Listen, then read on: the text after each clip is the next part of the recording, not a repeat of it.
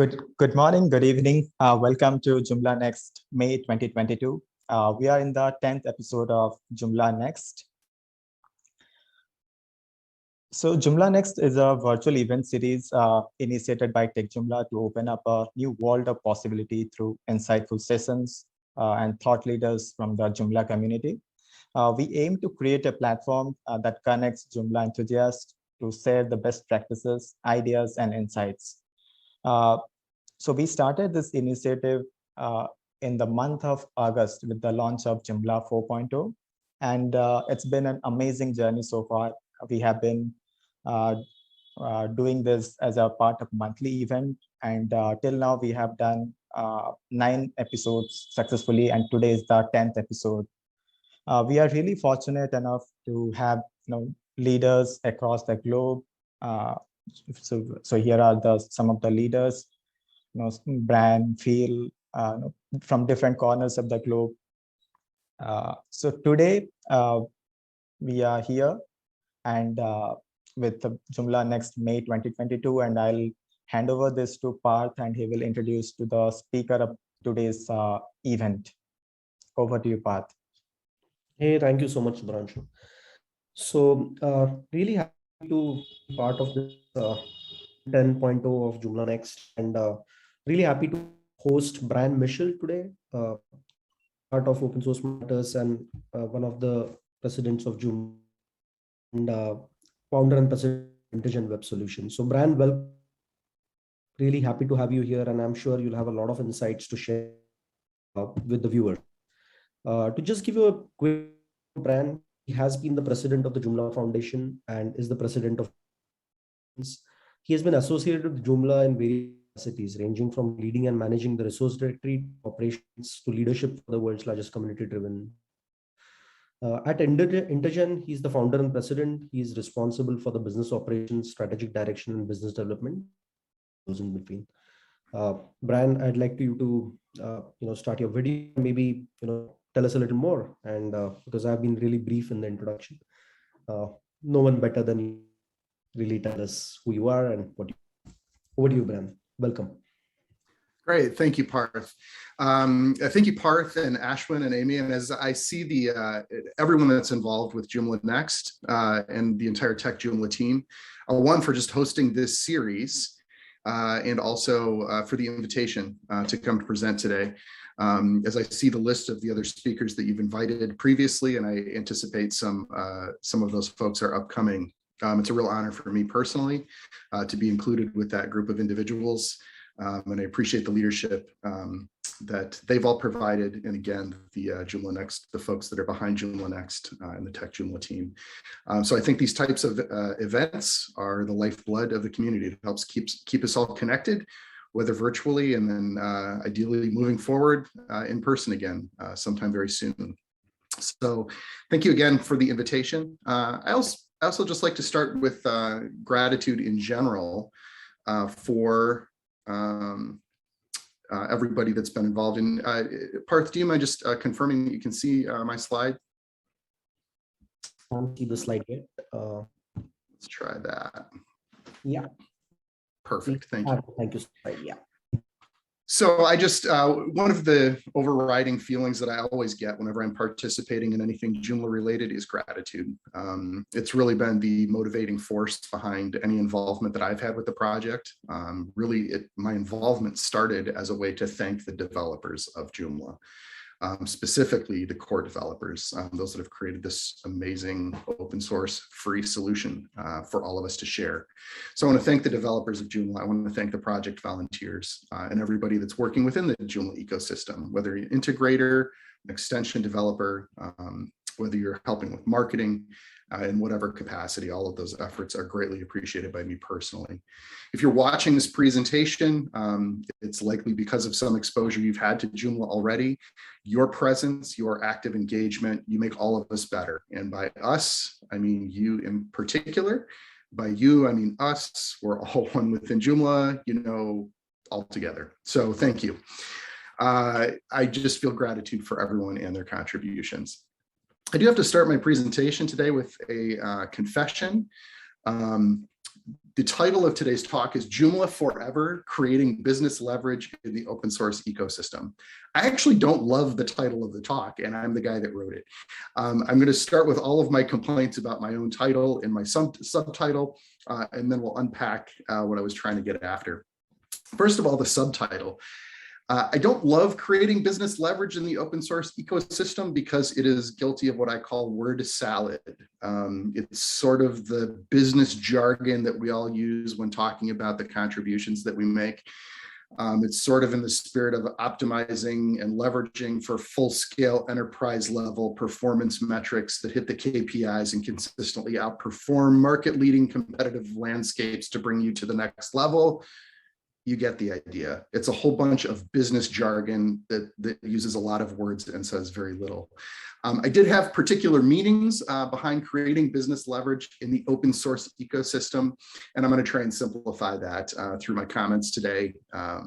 So we're going to unpack that over the next half hour or so, and then I will give you what I hope is a more succinct and meaningful statement at the end of today's presentation.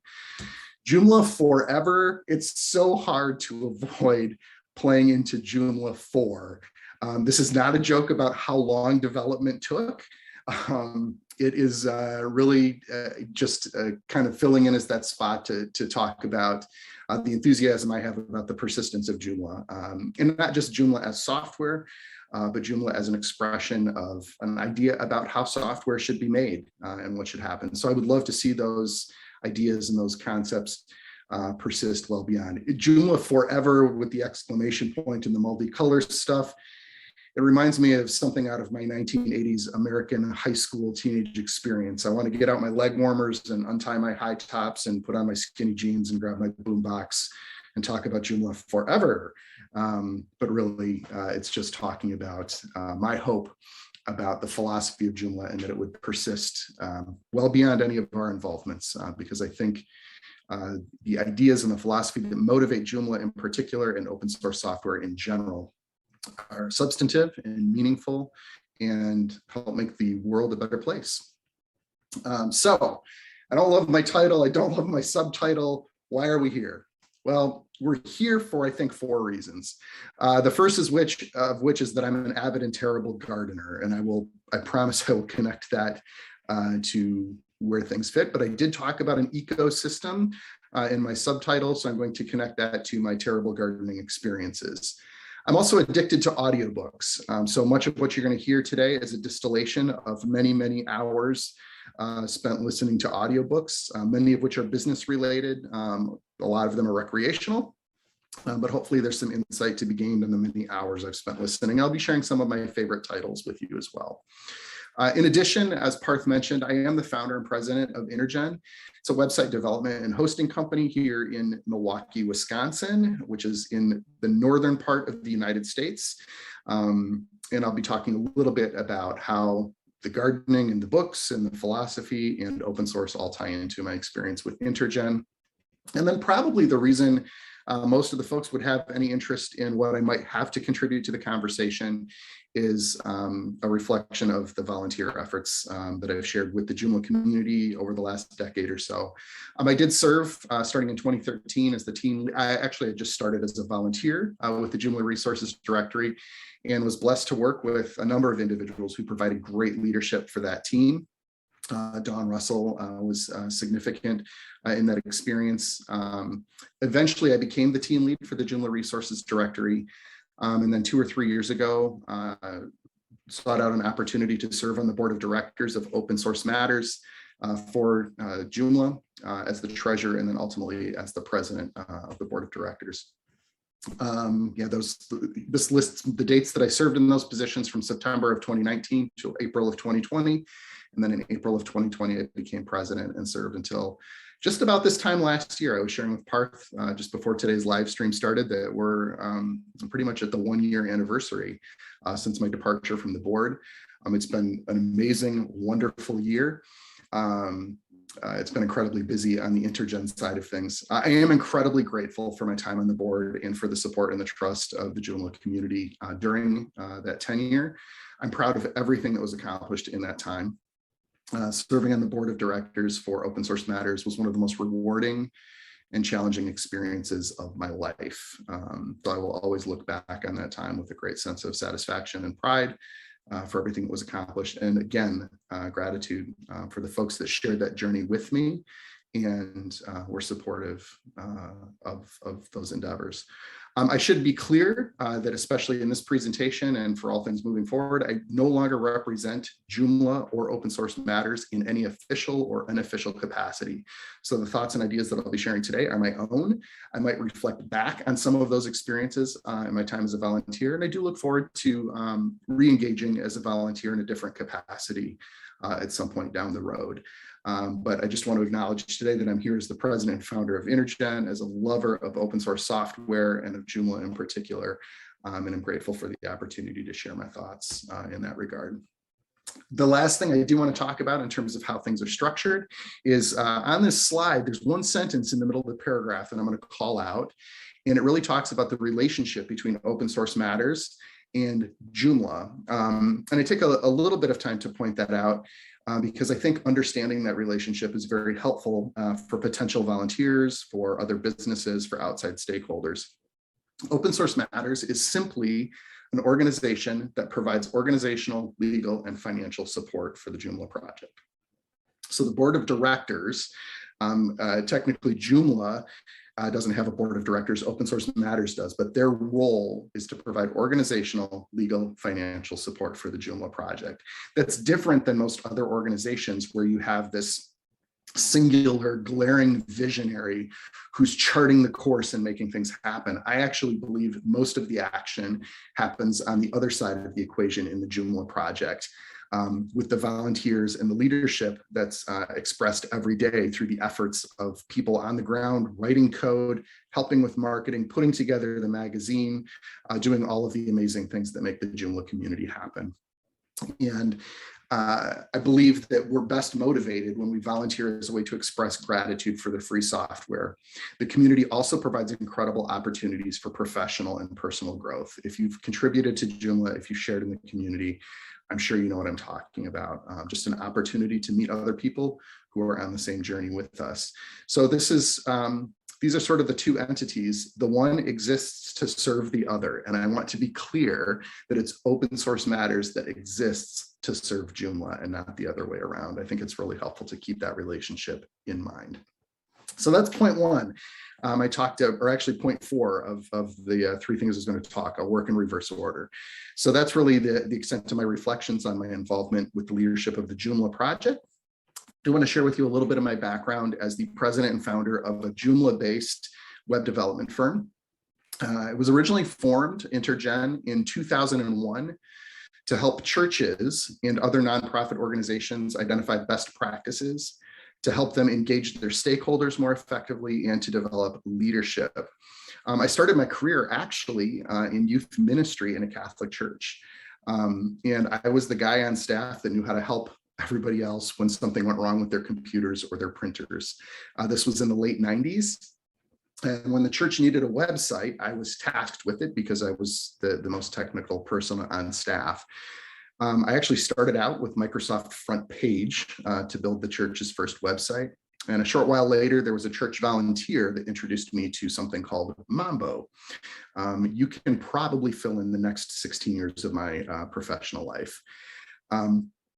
I don't think it's an accident that Intergen was officially founded within 6 months of the Joomla fork of Mambo. I was very excited about the potential of these new open source content management systems that allowed technical people to take care of the technical stuff, but more importantly, non-technical people to handle things related to content management. So I actually started out in Mambo and then Joomla, helping Catholic nuns update church websites. And they did amazing work given the freedom and the tools that these platforms provided. My involvement with Joomla as a volunteer came later, and it was largely an expression of gratitude for what Joomla has provided. I've been blessed to build a company and a career because of the shared efforts of the Joomla community. In the last 16 years, Intergen has evolved from primarily website creation to a greater focus on hosting websites and ultimately custom development. Intergen now has clients from California to Texas to Vermont. If you are not from the United States, just know that none of these places is anywhere close to where Intergen was founded and headquartered here in Wisconsin. I'm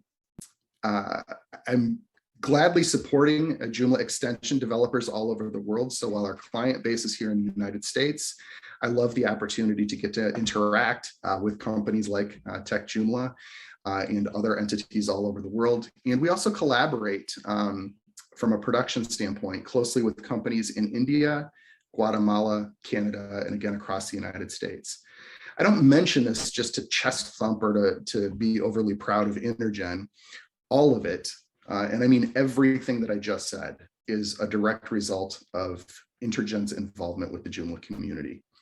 Nearly all of it long precedes my time on the board of directors of Open Source Matters. So this is not, everything I just shared is not a function of my role in leadership with the project. It's literally just a result of volunteering and meeting people and being grateful for the contributions of others. And what I learned is that the longer I was involved with the community, the more that I had to be thankful for. So everything that Intergen has done in the last 16 and in the earliest iteration, last 20 years, is a reflection of that involvement. So I want to provide a little bit of a pivot because I did share my love of reading and of books, but I wanted to get from involvement with Open Source Matters to my role as the president of Intergen to trying to provide insight in terms of that leveraging business growth that I was talking about in the subtitle of today's presentation. Joomla has an amazing Greek community. There's an ancient aphorism from Greece, and it is said to have been inscribed at the Temple of Apollo. Everything that follows in this presentation are books and ideas that have helped to shape my journey, but all of that is rooted in trying to understand myself better and where I fit into the context that is Joomla and the business community. So my first encouragement is to know thyself. What do I mean by that? The first question I would have is, what is your interface? What is your way of engaging in the Joomla project or a Joomla related business? Are you a website integrator? Are you taking off the shelf extensions and putting them together to help serve clients? Maybe you're a designer. You're really focused on the aesthetics of the site. And that could be directly in template creation itself, or many times people will lay out websites in other platforms and then translate that into template design and creation. Maybe you're an extension developer, you're involved with custom development. Are you providing hosting for websites? And even if you don't call the service hosting, you might be in a reseller relationship with a host where you're providing additional services, backing up websites, providing software updates, helping to troubleshoot, providing support, training. These are all functions that add value within the ecosystem. Maybe you're a content creator or a manager. There's a lot of work happening around copywriting, around working with images to create things. I have a son who just graduated from college, and he's working for a firm right now. And he talks about he's getting paid to create memes because he's doing a lot of social media content management development. So maybe that side of creative social media management as well.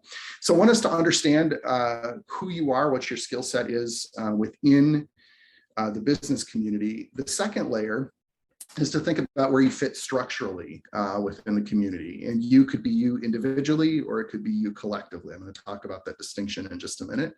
Many of us, I know I did, started out essentially as a freelancer. It was realizing that there was a tool set that could benefit people and started a business to try and do that. The challenge of being a freelancer, of course, is you have to do all the things: marketing, legal, accounting, billing, support, website design and creation. It's a lot of things to juggle, and it's an incredibly challenging role to play within an organization. I think my sense is that's where a lot of the Joomla community is at. Many people are functioning as freelancers and serving maybe a dozen or a couple of dozen clients with all of the challenges that I just articulated.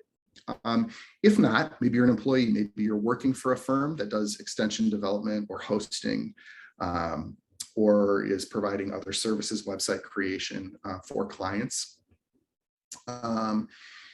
Perhaps you're a company owner. That's where I would feel most strongly affiliated right now. Is one of the challenges when you become a company owner is you sort of shift from asking the question, am I building websites or am I building an organization?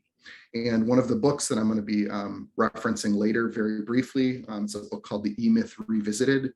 There's this concept of, are you working in your business or are you working on your business? And when you're working in your business, you've rolled up your sleeves and you're doing the things that your business provides. When you're working on your business, you're creating the structures and the processes that allow others to do the work of the business. And that can be just as, or sometimes more challenging than doing all the things yourself. So it's just one of those things to keep in mind when you're thinking about the structure of your organization. Are you more of a specialist? So the list that I referenced a moment ago, do you do one of these things really well and maybe a few others on the side? Or are you more of a generalist where you're providing a broad range of services to a broad range of people? And then within Joomla, it's interesting, there are quite a few individuals who have separate day jobs and they just love the community and they love the challenges presented by creating open source software.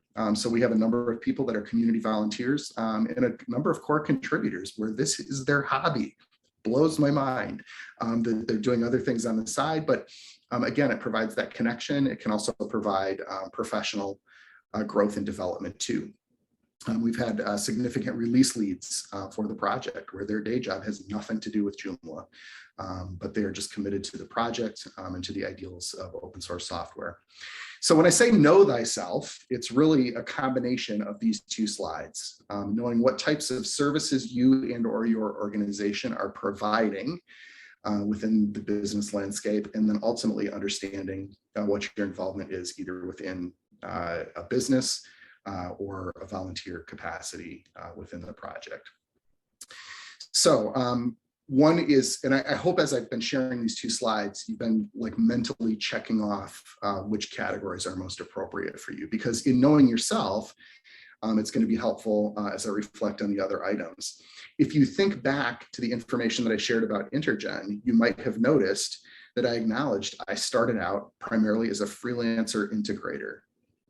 Intergen over the next 16 years then morphed into becoming more of a hosting company and providing services. We have a subscription service around caring for websites, many of which we did not build, but helping clients care for their website and providing training and support and a good hosting environment for them.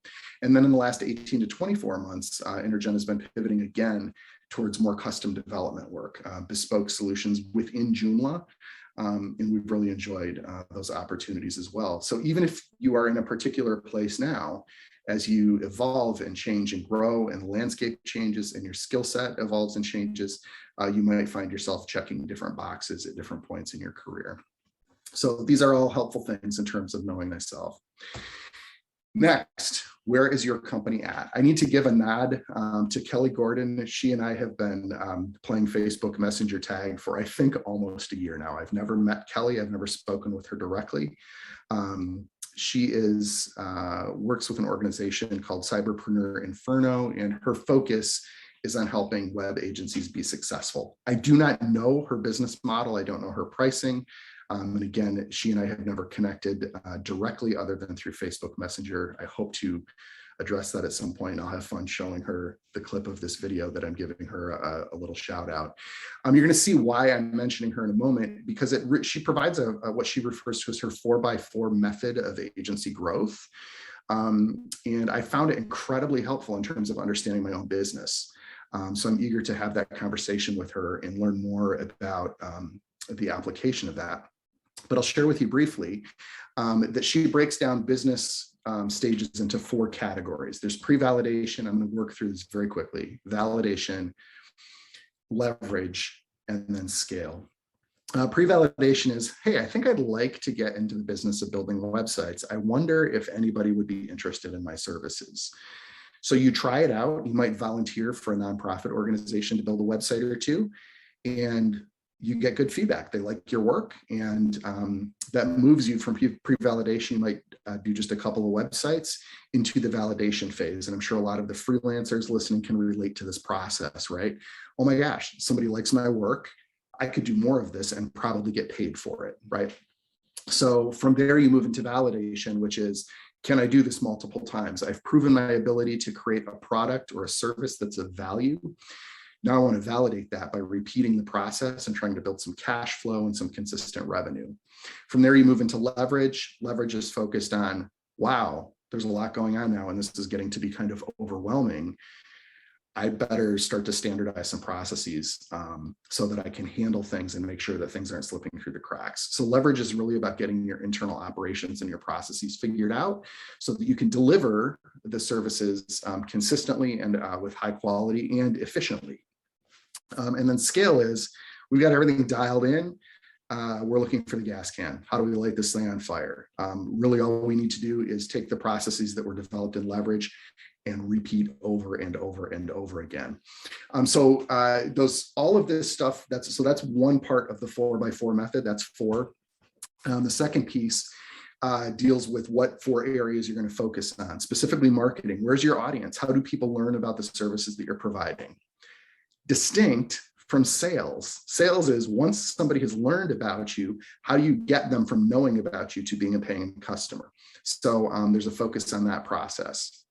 The next piece is operations. Operations is everything that doesn't have to do with your core services. So I mentioned briefly a moment ago, I talked about legal concerns, accounting, how you attract and retain employees if you're building a business. Those are all things that aren't about actually delivering your product. They're the things that help you to deliver your product, which of course then is handled in fulfillment. Our team at Intergen every quarter looks at all 4 of marketing, sales, operations, and fulfillment. We ask ourselves, where are we strongest and where are we weakest? And that helps us to figure out where we want to focus our time, energy, and attention for the next 3 months. So this has been an incredibly helpful tool in terms of analyzing our own effectiveness and how to level up as we continue to try and grow the business. I will share, just by way of disclosure, as we look at pre-validation, validation, leverage, and scale, I would argue that Intergen is late stage leverage. We've been working on process now really intensively for most of the last 6 to 12 months. We still have some things to iron out in that regard. But the question that we're constantly asking ourselves is, what is preventing us from wanting to just pour gasoline on the fire? And anything that is scary to us, like, ooh, if we had 10 times more business, this would be a problem. That's the thing that we're working on nailing down our processes on and getting more effective at. So the overriding question for us over and over again is, what is preventing us from wanting to go to scale? And once we have those pieces ironed out, the next phase for us will be to make that transition from leverage to scale. And again, scale is focused simply on how do we do the processes that we've nailed down on a larger scale, more effectively and more efficiently.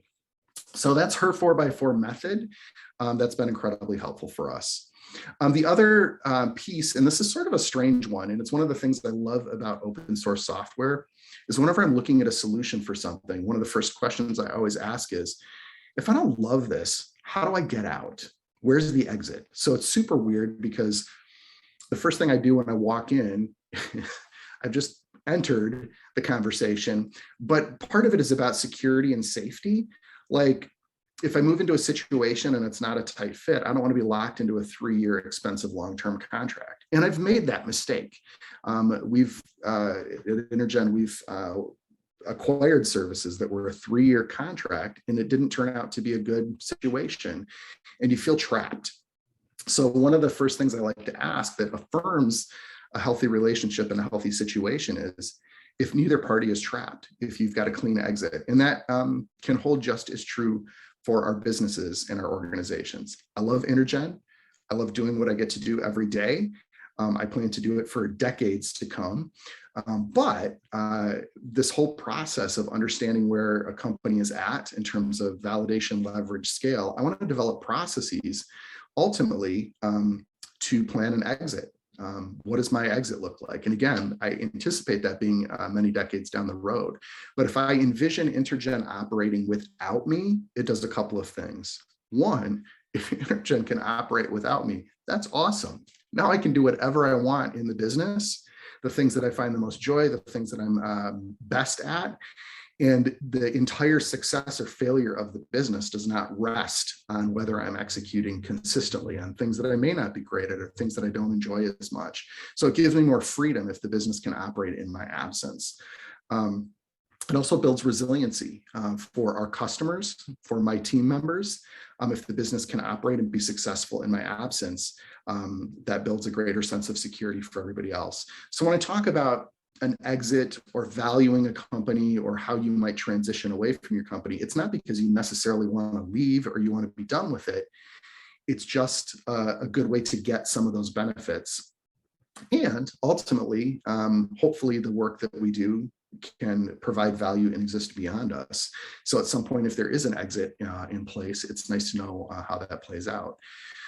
So one of the big challenges with that is understanding what the value or the worth of an organization is. I've had an opportunity to help a couple of individuals manage exit into other opportunities and other ways of being successful in their careers. Intergen has acquired a couple of companies along the way. And one of the things that's always a challenge when you enter that conversation is determining what your company is worth. So just as an exercise, if you're a freelancer or if you're a business owner, some things to think about, again, whether or not you're looking to sell or whether you're just looking to gain the advantages that I was talking about. So there's four main questions that I ask when I look at the value of an organization. I ask these of myself as I look at the value of Intergen. And I would look at it for partners that might be looking to transition or to exit or do something else with their company. So the four things I look at for what your company is worth is what is your exit and why you should have one. I just covered that. What is on the balance sheet? Balance sheet is technical accounting jargon for what do you owe? What does the company owe other people? Do you have debt? And what do you own? What are your assets? And assets, especially in website development, often is the client list. So it's the value that the list of companies that you do business with is providing on a recurring basis. Another key question, and this is especially beneficial for freelancers, is what is your company worth without you? So if somebody were to take over, how much of the business relationship that you have with clients is built on a personal relationship, and they would just go elsewhere if you weren't running your company anymore. That feels good, it's affirming, but it does diminish the value of your company if everything is dependent completely on you. So again, it's really building the brand around your organization and how those things play out. And then the crucial question that usually drives the actual dollar amount in terms of the value of a company is what is your annual recurring revenue? That does not count new website builds. So any services that you do that are a one-off, you might do those many times a year. Generally, I wouldn't include those in a conversation about the worth of a company unless you've got a process that's going to guarantee that that stuff keeps coming after a transition or a sale or an exit, because really the value or the worth is what is the company generating from a cash flow perspective that's predictable, that's consistent, and that you expect to continue beyond some kind of transition. So if you've ever entertained thoughts or again want to build that sense of resiliency about how to plan an exit or a transition, it would be helpful to think about what is your exit, why you should have one, what do you owe versus what do you own, what's of value within the organization, what's the value of the company if you are not in the room, helping to facilitate those relationships, and then finally, what is the annual recurring revenue? Okay, so that covers my involvement with Open Source Matters. It also covers the majority of what I wanted to share with you in regards to Intergen in particular. Now I need to deal with the items 1 and 2 that were on my original list, my gardening issues and my audiobook issues. When I say I have audiobook issues, it's borderline addiction. I actually hit a weird milestone this month. I started with Audible before they were owned by Amazon as a platinum member. I hit over 400 titles last week. And I've listened to almost all of them. You can see a couple that I have in the queue right now or that I'm listening to, but so I'm about 400 titles in. That translates into, I hate that they give you these statistics. It's so painful. 2 months, 5 days, 16 hours, and 14 minutes. Several years ago, I started listening to books at 1.5 speed so that I could get more content in less time. But I just love learning about things. I love information. I love different ideas. So what I want to share with you is some of the books that are part of that list of 400 that have been most helpful to my own thinking, especially as it relates to business, organizational growth, and development, and where all of those things fit together. I think you're going to see some recurring themes. I've only selected about 4 or 5, and I'm going to move through them relatively quickly. One of the first ones that I want to share with you is a book called Integrity. Integrity, and again, it's one of those like word salad things where it's used so often that it's overused and it starts to lose meaning. I'm very particular when I think about the word integrity. It's actually the highest core value of Intergen. We have 5 values total. Integrity is the umbrella underneath which the other 4 fit. And it's the measuring stick for success for us. How well are we living up those core values? So when I say I'm particular about what integrity means, it doesn't mean just telling the truth or being honest. Integrity for me means aligning your thoughts, your words, and your actions. Again, integrity is aligning your thoughts, your words, and your actions. So it's making sure you're an integrated person or an integrated organization, that the things that you say, the things that you think, and the things that you do are all consistent with each other. That builds integrity. I believe it takes practice and conscious effort. It's not just, oh, there are people that have integrity and people that don't. I think it's a spectrum. And I know for myself personally, the reason we state it as a core value is it's a reminder to me. Every quarterly meeting, we talk about our core values and how we live those out with greater integrity. We identify areas where we've fallen short, and we identify areas that we've done well, so that we can continue to shape and grow ourselves in that regard. I knew Intergen's values before I even understood what service we would be offering. Before I knew we were a web development firm, I knew that these were the things that I cared most about. It's our true measuring stick. The other 4 briefly are people, places, profit, passion. If you care, you can go check our website on what those 4 words mean within that umbrella of integrity. So I just want to acknowledge this book was really helpful in understanding the importance of that as I was starting to put Intergen together 16 years ago. The next book that I want to reflect on is Start With Why. For those of you that did play along with my involvement on the board of directors for Open Source Matters, this book was actually really foundational in that thinking. There's the author, Simon Sinek, has become very popular in business leadership seminars and the business community. His contention in this book is that most organizations think about what they're going to do, they think about how they want to do it, and then maybe they get around thinking about why they're even bothering. Because everybody assumes it's just to make money. Well, we're in free open source software. Why? Why are we in free open source software? Why do we care? So Simon Sinek's argument is that we should invert the relationship, that instead of thinking about what we're going to do first and then thinking about how we're going to do it and then maybe someday getting around to why, his argument is that we should start with the why, thus the title of the book. The why informs the how, and the how informs the what. So the last piece and the least important piece is what we're doing. What's most important is why do we do it? What are the fights worth fighting? Why are we here?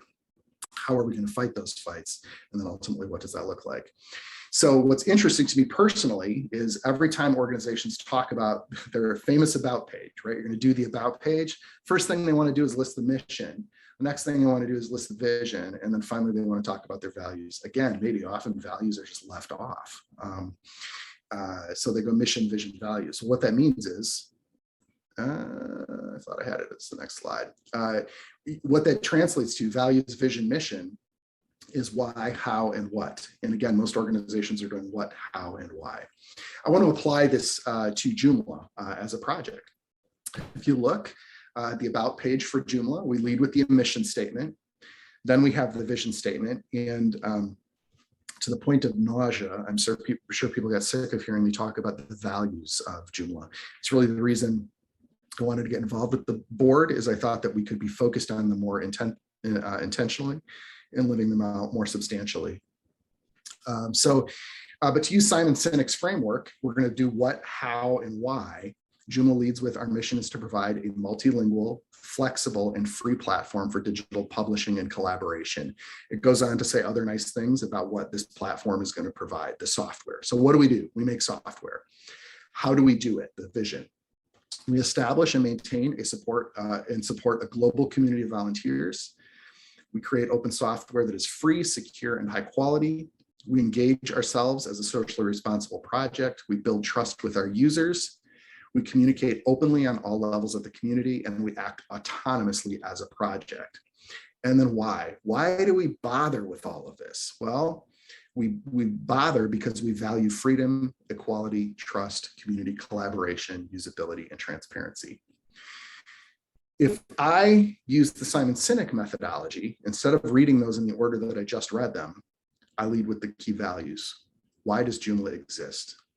Joomla exists to promote freedom, equality, trust, community, collaboration, usability, and transparency. Those are the core values. They should never, ever, ever change. It's the reason we're here. It's what we fight for. It's why we do what we do. It's the why. Next is the vision. How do we live that out? We establish, maintain, and support a global community of volunteers. We create open source software. We engage as a socially responsible project. We build trust. We communicate openly, and we act autonomously. And then finally, we get to what do? We build an open source content management system. It provides the rationale for everything up front. I hope you feel the difference in just changing the sequence of those two things. I think it's incredibly powerful. And again, it was that thought process that really motivated. We spend a lot of time talking about the what, the software. Of course that matters. It's the lifeblood of the community. But the why is really, I think, the thing that brings everyone together: the freedom, equality, trust, community collaboration, usability, and transparency. Next book on my list. I mentioned the E-Myth Revisited. That's the book famously out of which that concept of, are you working in your business or are you working on your business? Are you doing the things that provide the services directly to your customers, or are you building the processes and the organizational structures to get those services to your customers? It's what makes it repeatable and efficient. So that's out of the E-Myth Revisited, if that concept was at all interesting to you. And then Traction is a book that really focuses on process as well. So if you feel like your organization is in the leverage phase, Traction was great. It was recommended by a good friend of mine, Zen Baskerville. And he shared this book with me, and I had never heard of it. And what I loved about it is I shared with you that I've got over 400 titles in my Audible collection. Traction referenced at least a dozen of the other books that I had read. So if you're looking for a summary book, Traction does a great job of capturing the best ideas from a lot of the other stuff in my reading list, and then condensing it and sort of synthesizing it into one framework. It's also a great springboard then too. If there are books that they're referencing in Traction that you haven't read and you like the concept that the author is sharing from those books, then it can be a great introduction to some other business texts as well. So Traction and E-Myth are both fantastic if you're in that leverage phase and looking for how to improve process, hopefully to get to scale. How is value created? I don't recommend this book. I do, but not for the context of this talk. It's a really heavy read. It comes in at around 40 hours in the audiobook format. And a lot of the 40 hours is comparing the price of wheat to corn to other commodity crops in 18th century, 17th century England at the time. The reason I bring it out is because it really is the best, or at least the most famous articulation of how value is created. A famous quote from The Wealth of Nations. It's not from the benevolence of the butcher, the brewer, or the baker that we expect our dinner, but from their regard to their own self-interest. We address ourselves to their humanity, not to their humanity, but to their self-love, and never talk to them out of our own necessities, but of their advantages. That's a really long, fancy way of saying the butcher, the brewer, and the baker all create something that's unique, that's special to them. But even, if the butcher slaughters a cow, it sure would be nice to have a beer and a loaf of bread with that steak for dinner. And the only way he's going to get that is by sharing some of the cow with the brewer and the baker. And they're in the same situation. Man does not live on bread alone, right? So the baker is just as interested in getting some of the beef from the butcher and then they exchange the bread for that. It's an elaborate way of acknowledging that's how value is created, by the way. At the end of the day, you still have the same amount of beef, the same amount of beer, and the same amount of bread that we started the conversation with. But in the exchange of those things, there's more value for all of the parties that are involved. the beef becomes more valuable, the bread becomes more valuable, and the beer becomes more valuable because of that exchange of value. And even though it really is a situation where the sum is greater than the total of the parts, because now each of these people, each of these three individuals can now have a complete meal instead of just subsisting on the one thing that they're good at. That's how value is created. You're literally, it's almost like making something from nothing. And that's, I think, one of the best insights out of the work that Smith did, specifically in The Wealth of Nations. I use that as a point because I want to get to another book that was very helpful for me called The Pumpkin Plan. And the basic idea of this book is he uses as a metaphor, how do you grow really huge award-winning pumpkins? And basically it was to understand where the greatest value is that you have to offer and getting rid of the other distractions. One of the great and scary insights from this book for me was an idea that led me to entertain a way to increase productivity by up to 400%. I'm sure many of you are familiar with the 80-20 rule, where 80% of your revenue comes from 20% of your clients, or put negatively, 80% of your challenges and headaches come from 20% of your clients. 80% of the work comes from 20%. So if you look at that, another way to think about it is if you were to prune the 20% of your biggest challenges, if you're to prune the 20% that caused 80% of the work, you've now freed up that 80% of the work. But it's scary because often making that pruning, sometimes, and I know when we went through this process several years ago, it was letting go of some of our highest revenue clients. But the effort involved in meeting the needs of those clients exceeded the revenue that they were bringing in. So we actually initially took a hit in revenue to free up the productivity. I don't like the concept of firing clients or getting rid of clients or speaking negatively. We love all of our clients and have felt blessed to work with them forever, even the ones that weren't the tightest fit. And that's the language that we understood as we went through this process, is we very deliberately went through our entire client list and asked ourselves, which clients are our best fit? Which ones enjoy the relationship the most? Do we enjoy the relationship where there's good revenue? We're providing great value for the client. Again, thinking back to that baker, brewer, butcher metaphor.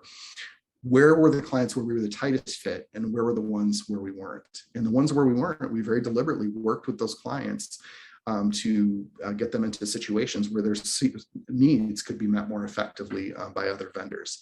It was a blessing for them, and it was a blessing for us. And it really has fueled the growth that Intergen has experienced in the last 2 or 3 years.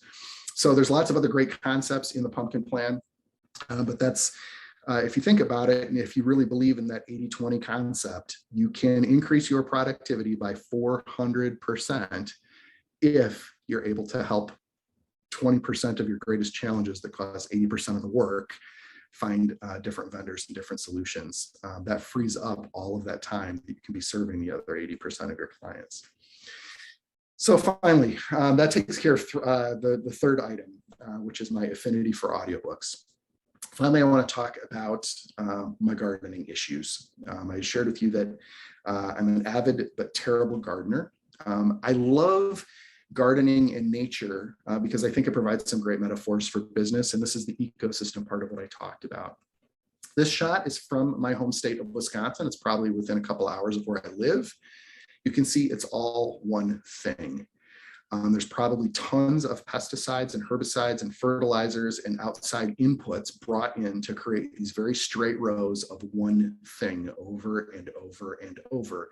Probably patents applied on the corn that was grown. The farmer is probably not allowed to keep their seed to plant the next year, so that they're locked into a vendor relationship where they have to buy the same inputs from the same monster corporations over and over and over again. I think it's a fantastic metaphor for proprietary closed source software. This is an example of a farm that follows permaculture principles. It's hard to tell from this photograph, but there's hundreds of different varieties of trees and fruits in the orchards. You can see that there's a great deal of attention paid to the topography, to the landscape, and how water, the hydrology of the landscape, how water flows. So there's a great sense of the environment, of resilience. It's following permaculture principles, if that's a term that you're familiar with. So this would be a contrast to that monoculture one thing. Diversity is greatly valued in this framework.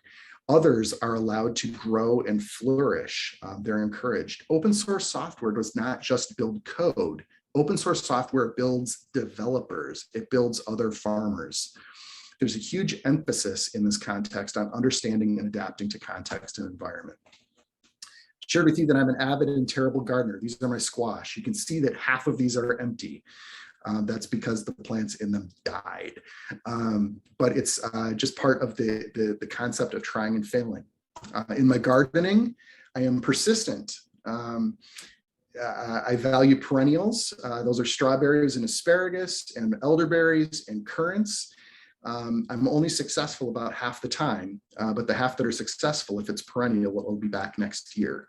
You'll notice there's diversity, there's valuing the environment. I use a lot of mulch, future growth, and less inputs. I don't care what the cost of fertilizer is this year because I don't use it. I don't use any pest control. I try and understand how the plants fit in the environment and then adapt accordingly. So just more concepts that are helpful. These showed up in my yard this year. The one on the left is called Creeping Charlie or ground ivy, and the one on the right is, I've learned, a common blue violet. These are initially, I thought, weeds, and most people in my neighborhood would be putting herbicides on their lawn to get rid of these. I've since learned that Creeping Charlie is part of the mint family. It's edible and it has medicinal uses. The violet on the right has been acknowledged by the Royal Horticultural Society of Garden Merit. Its leaves are high in vitamin A and C, and they can be used in salads or cooked as greens. This is what a big chunk of my backyard looks like. Again, I'm an avid and terrible gardener. But sometimes in open source, things pop up in strange places. And in this way, the violets are serving a particular purpose in their current context.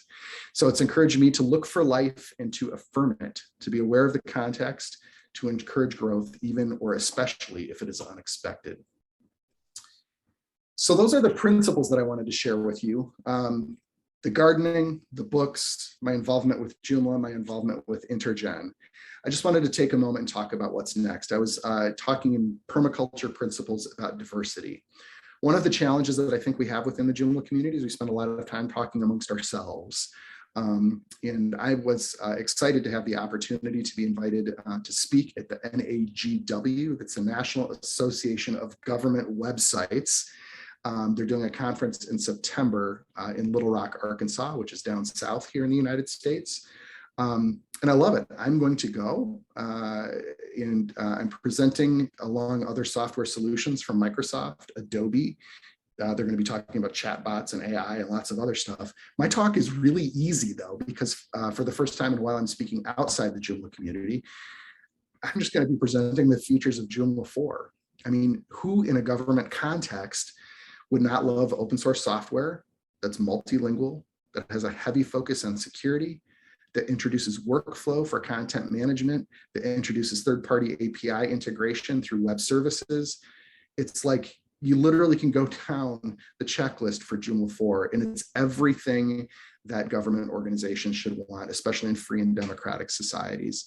And it's an opportunity for me to sort of practice what I'm preaching by getting out of the Joomla community to be sharing ideas outside of our current context and environment, to be promoting open source software elsewhere. So that's what's next for me personally. And I think I just want to wrap today by going back to where I started. The title of the presentation, this subtitle, Joomla Forever, Creating Business Leverage in the Open Source Ecosystem. I hope some of the ideas that I shared with you serve those ends for you and help to achieve those purposes. Put more simply, I'm reminded of where I started my involvement with the Joomla community. It's the Joomla World Conference in Boston in 2013. And put more simply, this has really been a presentation about how to grow all together within Joomla, within the community. One of the things that I enjoy is I talk about diversity and pulling in different ideas. One of my favorite things about this conference, if I'm correct right here, if you can see the green circle, is Matt Mullenweg, who's the founder of WordPress. He was one of the keynote speakers at that conference. Had some really wonderful things to say about Joomla, his respect for the community and for the project.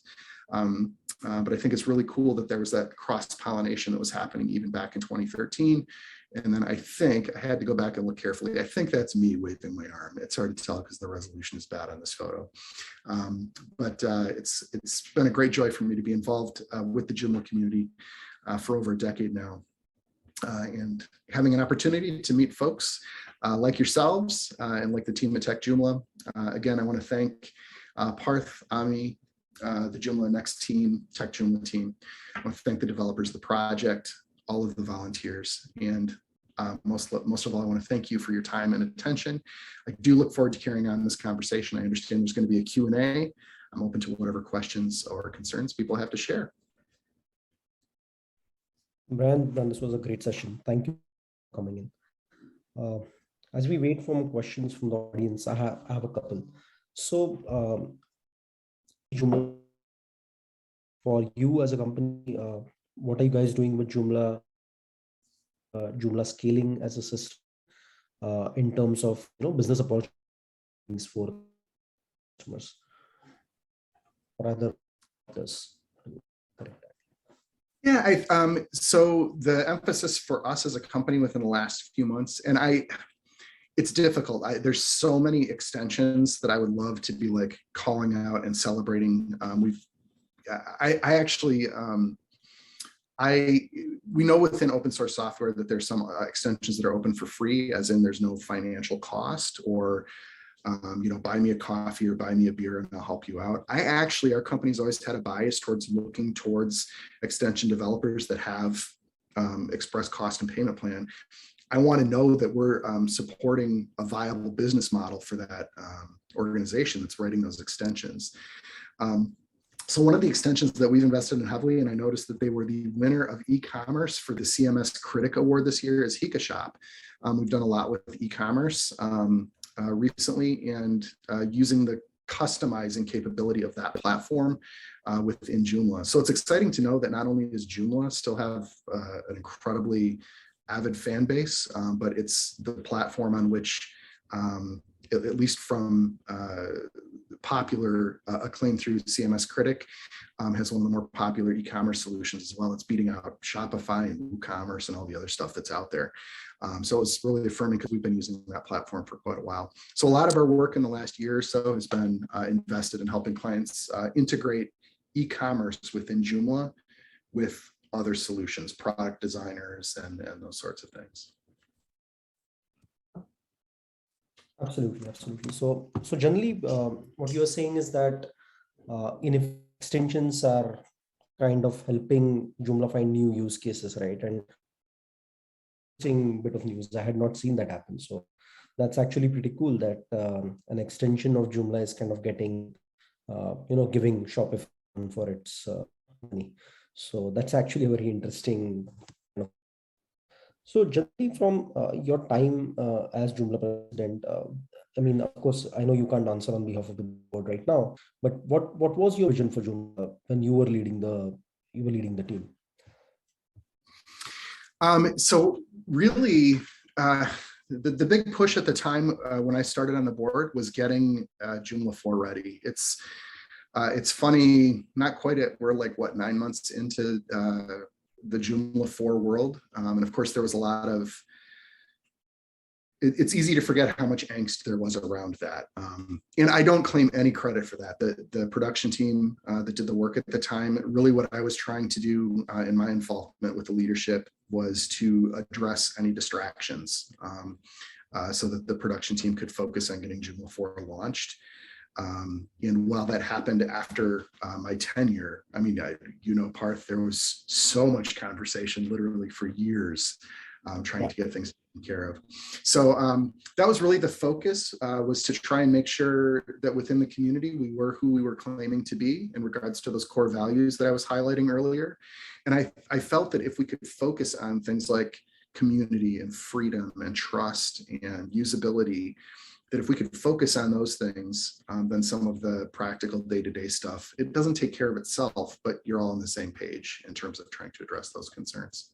So I think that's very critical. I think you really covered it well in your that for any kind of an organization, right? Whether it's a corporation or a non-profit or an open source, uh, things that you want to hold together is some key principles, or and that trust becomes important because Joomla is one of the Joomla, the software product, and what keeps the community together. So I think it's a very important piece, addressing the why, and making sure that people align on that. And I think it's not just about people who are in the community today. It's also about attracting new talent to the community and new people to work with as potentially customers. Definitely a very interesting application of Joomla perspective. Yeah, it's. I want to loop back to the first question you talked about, because I think there's, and this is a tension, I'm not sure how to resolve it. There's always been so much focus on market share when it comes into content management systems. And you had made a brief comment in response to my first question about different applications for Joomla. And especially with the release of Joomla 4, I think this has been the case for a long time, but I look at the Joomla feature set when you talk about web authentication security, when we talk about workflow, custom fields, we forget, like halfway through Joomla 3, we get custom fields. And that came from an extension developer. When I talk about the ecosystem that surrounds Joomla, somebody created something of value off to the side and it got pulled into core because it was seen as valuable to the entire platform and it's so many different applications. So Joomla as a software platform is incredibly well suited for enterprise level applications. That's why I'm so excited about that presentation in September. It feels like back to the future. I get to share with government organizations from all over the United States what an amazing platform this is. Why would you want to build in anything else if you were a government entity right now? There's so much in the way of flexibility, security, the web API, web services integration. All of that is open for whatever systems they're already using. It has all of that flexibility. So I don't know how to make the leap though, because so many Joomla developers are guys like me. Started off in their bedroom building websites for small businesses and organizations. So there's this interesting mismatch in that. I think there's a lot of potential. And I don't know if there's something, and maybe talks like this help people to get from here to there, but how do you go from freelancer integrating solutions into websites into more large organization enterprise level deployments? And I don't think that's the only avenue for growth for Joomla, but I think it's probably the largest untapped avenue. I think it's one of the biggest ones. So we ourselves, we have been working heavily with government and tech as such. And the unique identity portal for India, that's the Aadhaar. That's like, I think the world's biggest identity program. That portal is Joomla. So it can be done, can be crazy. So if you're there, feel free to use the case study. I actually use it all the time. It's my favorite because it completely obliterates any conversation of scale. If somebody says, can Joomla function at scale? You're literally providing identification systems for the country of India. Like, make me any other argument in regards to scale and functioning in a secure enterprise level environment. It's amazing. It's amazing. Absolutely. Just there, the portal content for all these systems is the actual unique is in Joomla. So the portal service all the applications that you do on top of it, the endpoint are there. But yeah, even that, the traffic it gets crazy.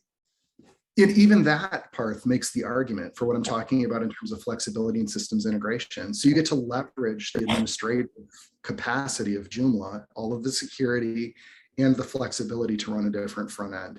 And it feels like an edge case, you're really talking about headless CMS for Joomla in that context. But again, it's an argument for the flexibility of the system. And I wish I had 12 examples in that regard. I think it's an amazing case study. Oh yeah, absolutely. And I think you can find quite a few. I mean, the way Joomla can be flexibly used. I think one of the things that we have seen when applying Joomla in enterprise or in GovTech is that when you need to build things in the same examples that you gave, right? Whoever or a website builder or you're an integrator or developer, I've always believed Joomla is like a Lego block, right? Or it's like a piece of clay. You can actually any way you want. And depending on the skill sets you have, you can actually do, so if you have X skill sets, you can do 3X with. So without actually having to gain those, right? So if you actually can get to the development piece in Joomla, there's no issue with it. I've seen full ERP systems built on it. So it's crazy what you can do. I mean, we have deployments in Agro and GovTech and where not. I mean, complex applications running on top. So I think there is no limit as long as people can really discover, understand the power that lies beneath. The possibilities are endless. Like you said, Joomla4ever, a lot of possibilities. It's just about making sure that you get benefits. So I have one question from audience. Olivier has a question. So asking about, have you noticed any gain of interest from customers now that Joomla4 is out? That's an interesting one. I have that one as well. That's a great question. I think I have two responses to that question. The first is, generally speaking, the clients that Intergen has are less interested in the platform than they are in the solution. And it's because, unlike us as web developers who may or may not have exposure to many different ways of providing digital marketing services, they just want to know, does the website you're building me do the things I need it to do? So a lot of times they're not as invested in the platforms that we're using. Or if they are, often, and this won't be a shock, if there's a bias, it's generally towards WordPress. We do provide WordPress services through Intergen, but we're always leading with Joomla, always. And often the only reason that we would do otherwise is if the customer has a preference for some reason.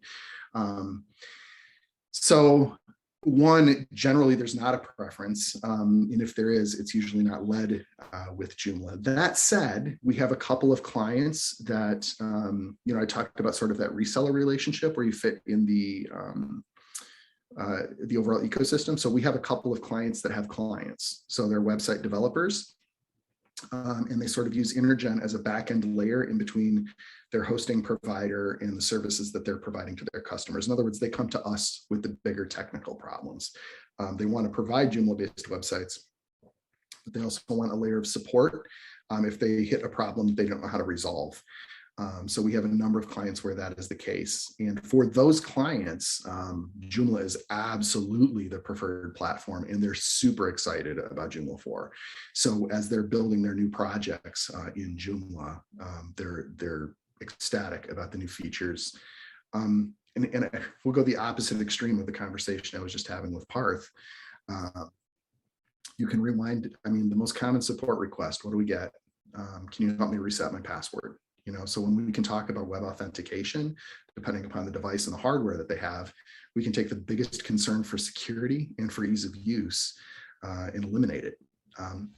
So even something as simple as, how do I sign into my website to provide permissions or to make changes? So Joomla4, yeah, absolutely, for the folks that are rolling up their sleeves and doing the work, has been a huge benefit, and there's a lot of additional interest. So another question, I think, which is in the same relation, is that have you started migrating your customers to Joomla, existing Joomla customers? If not, when? And if you have already any specific challenges you would like to share? I'm sorry, do you mind repeating that question part? The first part got cut off. Oh yeah, sure, I will. So a related question. So we talked about Joomla4 inciting interest in new customers, interest in existing customers, interest in Joomla4. I'm saying existing customers who are on Joomla3, What's the migration strategy? Are you already starting with that? Is that somewhere line? Any challenges? Yes, we anticipate that that will be a significant part of the services that Intergen is providing over the next 2 years, is helping clients with that transition. I know I had shared that the last 6 to 12 months at Intergen have been especially busy. Part of that is helping clients with large custom components that are installed in their Joomla 3 websites, making the transition from 3 to 4. The developer community, the extension developers, I think have done a really nice job of providing transition for their extensions. So the first thing that we're doing, of course, is we're looking at how to get clients from 3 to 4, is doing an audit of their site, which extensions have a clear path from here to there. We've had to do some work on extensions where our client preferred or liked that extension in 3, and that extension did not make the transition to 4. So our developers have found the process relatively straightforward of getting extensions ready to move from 3 to 4. So if you're an extension developer and have done the work, thank you. If you haven't, I know from our team that that's not been an overly burdensome process. I know it provides additional challenges for developers, for website integrators to go through these periodic migrations. Joomla uses semantic versioning, which means every major point release, there are breaking changes. But what that allows us to do is to get rid of the mistakes of the past, or to move to newer platforms and let go of things that are no longer relevant. Platforms that try to never have breaking changes, that there's technical debt that builds up. So even with our clients that are on our regular hosting services, it's a strange thing to say, but I often will talk about, I like things to break early and often, because if that's happening, usually the breaks are very small and very easy to adjust. So we maintain a really rigorous update schedule. And as we work through that transition from 3 to 4, we're just looking for the extensions that have allowed a very smooth transition, and those that haven't, we just flag and then either strategize to move to a different extension, or we'll do the work ourselves to get those transitioned. Awesome, awesome. So generally, I haven't really paid attention to specific challenges that you have been seeing from the Joomla community, Joomla for adoption, in the sense not enough extensions being compatible yet, or do you see that more or less? Because no, we were a little slow in catching up. Now I think most of our extensions are done. We have a that will get done in the next or so, but we were a little slow on that. Also wanted to see how much adoption is of ensure that, because once you start the Joomla for build process, you have to up your feature releases. So we want to ensure that we are balancing that out. So now, which is probably 9 months after, close to 9 months after the main Joomla 4 release. So, but generally, what's your pick community? Do you think people are catching up? Are some doing it at all? Because I think one of the things that does Joomla is the extensions, right? So that at least the popular ones make the trend, because a lot of times they that will lead to users coming to Joomla. So any thoughts on that? Yeah, it's actually, I'm glad you followed up with that question. I always hate it when people say, oh, that should be easy, right? So the work that we've done for the components that were abandoned by the original developers, or they decided not to make the transition to 4 very small extensions. So when I look at larger, more sophisticated extensions, I do acknowledge that's a very heavy lift. So I always am respectful of the work for extension developers that goes into investing in that. But again, that goes back to the assertion that I made earlier. Intergen, for I think almost since its founding, has had we used to look at extensions and we were always looking for like, what's the lowest cost one I can get that has the features that I need? And now we're looking for what's the highest quality component with the best support, the best longevity of the developer. So that's like the opposite side of the question that you're asking, Parth, which is as an extension developer, saying, is it worth it? It's a lot of work to get from 3 to 4. And if we're going to invest in that, whether it's hours or dollars or both, if we're going to make that investment, is there going to be support from the community on the backside to affirm that investment? And for me, that again, that's the ecosystem thing, right? So of course, there are extensions that the integration community has decided not to invest a lot in. It hasn't provided a lot of value for their customers. But for those larger extensions, the ones that have a long-term track record, yeah, absolutely. At least I can only speak from Intergen's perspective, but that's why we celebrate every time a company makes the commitment to move forward, because that's how we're going to grow the platform.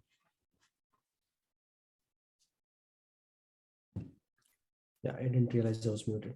So absolutely, I completely agree with that. I think it's important to keep moving forward. It's really critical to get rid of the tech debt. And when we've seen it lasted a long time, Joomla 4 will be on for years, and Joomla 3 will be supported for some years to come. So that is, and I think slowly we will start seeing that option. We are already seeing, I think, on our end, a lot of the new customers to Joomla are going with Joomla 4, obviously, and that actually shows a lot of good signs there. Obviously, Joomla 3, depending on the number of extensions they have, things are not necessarily happening immediately, but they have a window. So that will happen, I think, over the course of this year or the next. So that's the kind of data that we are seeing on our end. So parting thoughts, Brian. What would you leave for the community, for the project, for the... Yeah, just to follow up on that piece, every new build we do is in Joomla 4. So if we're doing anything new right now, it's in Joomla 4. And like I said, we're strategizing. We have many clients to be bringing from 3 into 4. And for us, it's not a if, it's a when and a how. And we'll be working through that process. In regards to parting thoughts for the community, I think it's really 2 items. One is, again, everything that I've experienced in the last 16 years that I've been able to share. It wasn't until 2013, so what is that, like 7 years, I was just alone in my office. I didn't meet my first community member until I was 7 years in. So if you haven't had a chance to, and I know it's going to happen, right? We're so close to being able to meet each other in person. I noticed there's a bunch of new groups popping up on social media. I just joined 2 or 3 myself last week for the first time. So there seems to be a real hunger to be networking, to be connecting, to meeting people. And we're in a landscape where the more people you meet, the more diverse the ecosystem, the more opportunities present themselves. Intergen, our growth has exploded because of our direct involvement in getting to know other members of the community and in volunteering. And even though I'm not actively involved right now, we're starting to, our team was just recently talking about getting involved with bug squashing, just as a way to sort of get some exposure to the development. It's a great way to know what's coming up in terms of the project. So get involved. It's the best opportunity for growth for you, for Joomla, for your organization, for the community, for the world. And as I lead and I finish every time, just thank you to Parth, to the team that put this series together, and for the opportunity to come and just share some thoughts and ideas and my own lived experience from the last 16 years. Thank you so much, Brian. That was an awesome time. I think you touched upon so many things, not just Joomla, but business, organizing, how to grow. A lot of interesting topics covered. I think this was an extremely interesting session. Thank you. Subhanshu, over to you. Great, thank you. You're still cutting out for me a little bit, but I know there was a nice response in there. So thank you again for the opportunity. I really appreciated it. Thank you so much. This was an awesome session. Thanks. All right, take care. Thanks, everyone. Thanks for joining. We'll see you around next month with another episode of Joomla Next. Thank you, Brian, for joining Joomla Next by Techjoomla and delivering an insightful session on Joomla4ever, creating business leverage in the open source ecosystem. Great, thank you. It's been my pleasure. Joomla Next. Yeah, thank you, Brian. Thank you. Thanks, everyone, for attending. We'll see you around next. Thank you, and signing off.